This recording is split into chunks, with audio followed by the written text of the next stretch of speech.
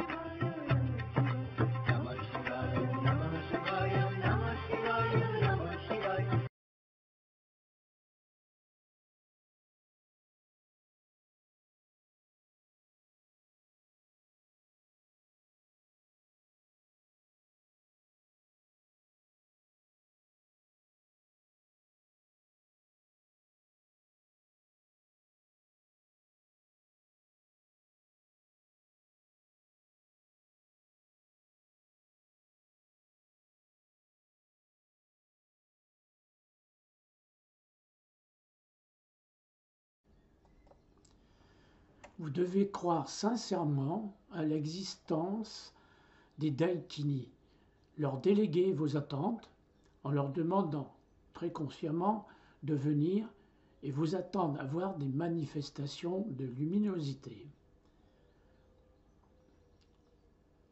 Visualisez les Daikini se dirigeant vers vous et qu'ils sont autour de vous pour triompher d'une situation particulière.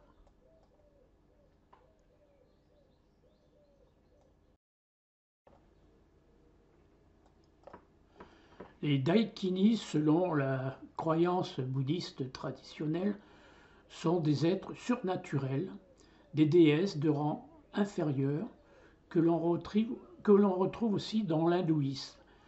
Elles volent dans les airs et l'on raconte qu'elles mangent les êtres humains.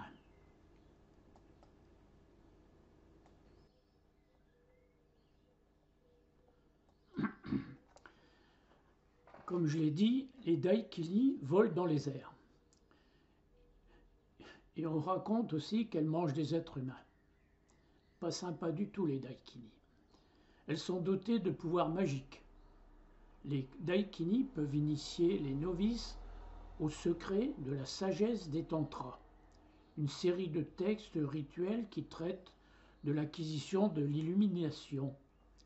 Elles peuvent également aider les yogis dans leur progression spirituelle, car elles ont la capacité de concentrer les pouvoirs libérés par le yogi.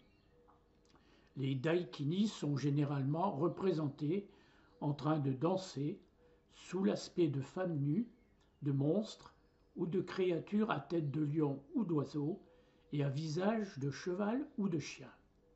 Elles apparaissent également dans la mythologie hindoue sous forme de sorcières au service de la déesse Kali. Dans le bouddhisme tibétain, les Daikini portent le nom de Makagroma, je ne sais pas si j'ai prononcé correctement. Ce sont des êtres femelles qui évoluent dans l'espace céleste. Leur nudité symbolise leur connaissance de la vérité parfaite. Elles habitent le royaume mythique d'Urguyen, considéré comme le lieu de naissance de Padmasambhava, l'un des fondateurs du bouddhisme tibétain. Au Tibet, on inclut parfois au nombre des Daikini 8 déesses représentées sous l'apparence de jeunes femmes et connues sous la désignation des 8 mères. Elles seraient issues du chamanisme tibétain.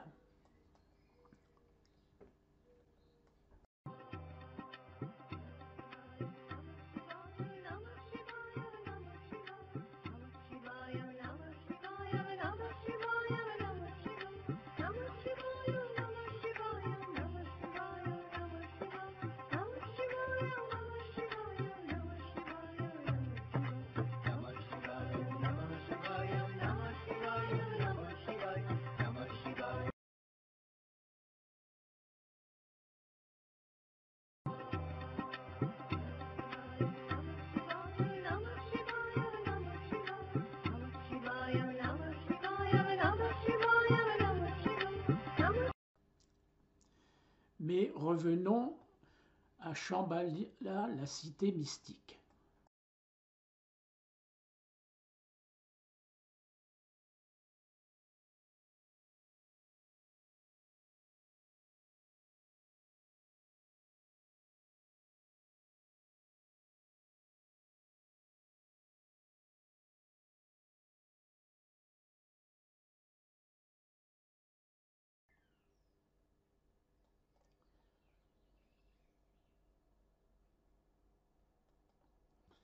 On demande souvent comment les secrets de Shambhala sont gardés. On dit que plusieurs travailleurs de Shambhala, plusieurs messagers, sont dépêchés de par le monde. Comment peuvent-ils préserver les secrets qui leur sont confiés? Les grands gardiens des mystères veillent de près sur tous ceux à qui ils ont confié leur travail et donné de hautes missions. S'ils font face à un mal inattendu, ils reçoivent immédiatement de l'aide et le trésor confié sera protégé. Les grands protecteurs sont toujours vigilants et alertes.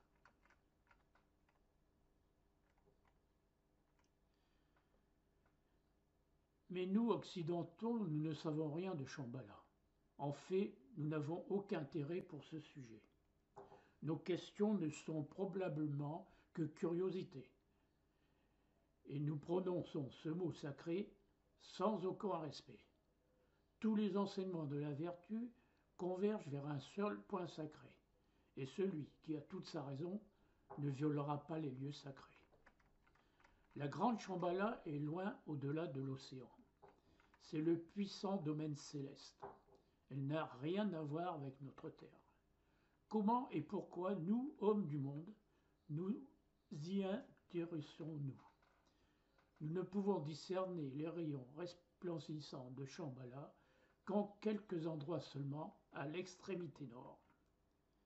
Mais nous savons aussi qu'il existe une Shambhala terrestre, située dans le désert de Gobi d'après certains textes. Nous savons que certains grands lamas sont allés à Shambhala. Qu'en chemin, ils ont vu les phénomènes physiques habituels. La force protectrice de Shambhala nous suit sous forme radiante de matière. Cette force est toujours près de nous, mais nous ne pouvons pas toujours l'apercevoir. Quelquefois seulement, elle se manifeste pour nous redonner des forces et nous diriger. Lorsque quelqu'un entend cet appel impératif, il doit savoir que la voie vers Shambhala lui est ouverte.